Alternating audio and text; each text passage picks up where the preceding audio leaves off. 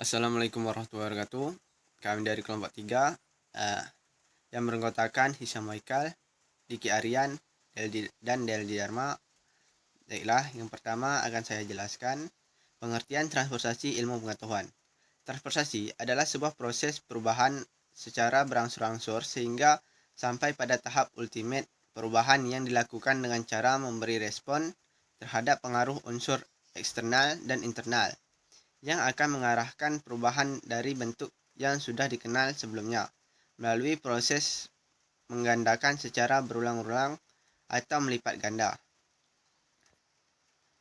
Hubbrake 1976 yang dikutip oleh Pakilaran 2006 menguraikan faktor-faktor yang menyebabkan terjadinya transformasi, yaitu sebagai berikut. 1. Kebutuhan identitas diri atau identification. Pada dasarnya, orang ingin dikenal dan ingin memperkenalkan diri terhadap lingkungannya. Kedua, perubahan gaya hidup atau lifestyle. Perubahan struktur dalam masyarakat, pengaruh kontak dengan budaya lain, dan munculnya pengaruh penemuan-penemuan baru mengenai manusia dan lingkungannya. 3. Pengaruh teknologi. Baru ditimbulkan perasaan ikut mode, di mana bagian yang masih dapat dipakai secara teknik belum mencapai umur teknik dipaksa untuk digantikan demi mengikuti metode. Baiklah, selanjutnya akan dilanjutkan oleh teman saya. Baik, materi selanjutnya akan saya jelaskan. B. Ilmu pengetahuan Quran Surat Fatir ayat 27 dan 28. Yang pertama itu ayat 27 yang berbunyi Bismillahirrahmanirrahim. Alam taro annallaha anzala minas samaa'i ma'an fa'akhrajna bihi samarati muhtalifan alwanuha wa minal jibali judadun biduhumru muhtalifa alwanuha wa rabi busud, yang artinya, tidakkah engkau melihat bahwa Allah menurunkan air dari langit, lalu dengan air itu kami hasilkan buah-buahan yang beraneka macam jenisnya, dan di antara gunung-gunung itu ada garis-garis putih dan merah yang beraneka macam warnanya, dan ada pula yang hitam pekat. Selanjutnya itu Quran Surat Al-Fatir ayat 28. Bismillahirrahmanirrahim. Wa minan nasi wabi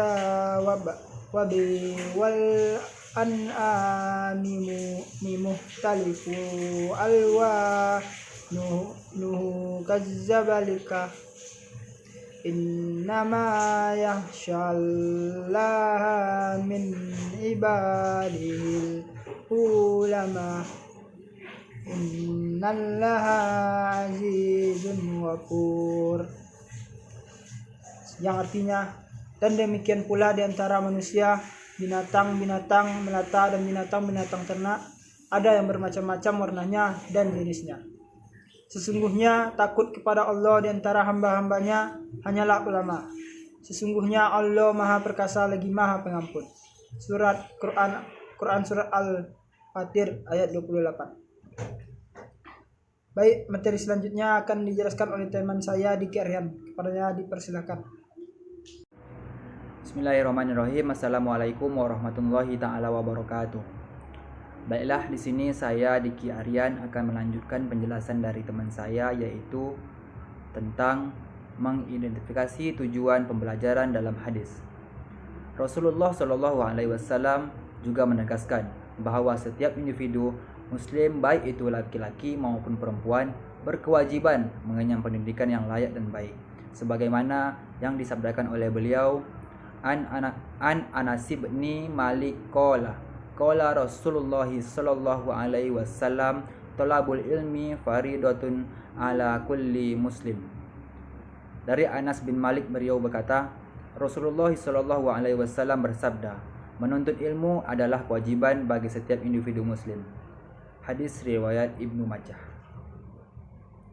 Berdasarkan tinjauan di atas, maka penulis dalam makalah ini berusaha untuk mengupas secara tahlili kandungan matan suatu hadis yang berhubungan dengan tujuan pendidikan, yakni sabda Rasulullah SAW, "Man salaka tariqan yaltamisu fihi ilman, sahallallahu lahu tariqan ilal jannah."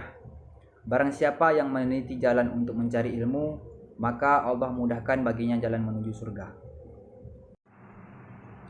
Baik, hadis selanjutnya yaitu haddanasa Ismailu bin Abi Awaisin qala haddasani Malik an Isa mibni Ghurwata an abihi an Abdillah hibni Amri ibnil Adi qala sami'tu Rasulullah sallallahu alaihi wasallam yaqulu innallaha la yaqbidul ilman tizaan yantazi'uhu min ibadi walakin yaqbidul ilma biqabdil ulama hatta iza lam yubki alimat takhazan nasu ru'usan juhallaf fasu illu fa'aftau bi ghairi ilmi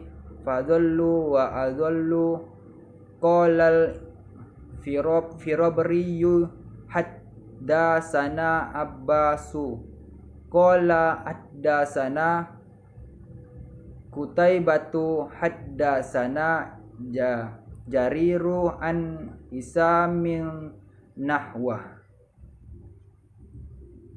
Telah menceritakan kepada kami Ismail bin Abu Uwais berkata, telah menceritakan kepadaku Malik dari Hisham bin Urwah dari bapaknya dari Abdullah bin Amru bin Al-Has berkata, aku mendengar Rasulullah SAW bersabda, sesungguhnya Allah tidaklah mencabut ilmu sekaligus mencabut dari hamba.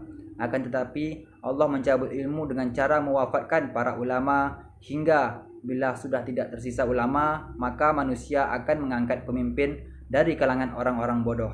Ketika mereka ditanya, mereka berfatwa tanpa ilmu. Mereka sesat dan menyesatkan.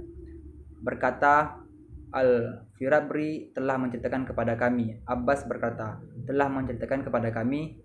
Qutaibah telah menceritakan kepada kami. Jarir dan Hisham seperti ini juga. Demikian presentasi dari kelompok 3. Lebih dan kurang kami mohon maaf. Dan saya akhiri. Assalamualaikum warahmatullahi wabarakatuh.